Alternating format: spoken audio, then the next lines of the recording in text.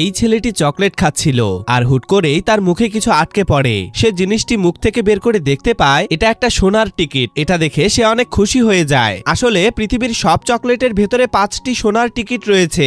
যে এই চকলেটগুলো পাবে সেই কোটিপতি হয়ে যাবে। একজন ধনী ব্যক্তি নিজের মেয়ের ইচ্ছা পূরণ করতে ফ্যাক্টরির সব চকলেট খুলতে শুরু করে। এভাবে 2-3 চকলেট খোলার পর একজন সহকর্মী সোনার টিকিট পায়। অপরদিকে আরেকটি এতিম ছেলে সোনার টিকিট পায় যে কিনা ফুটপাতে বড় হয়েছে।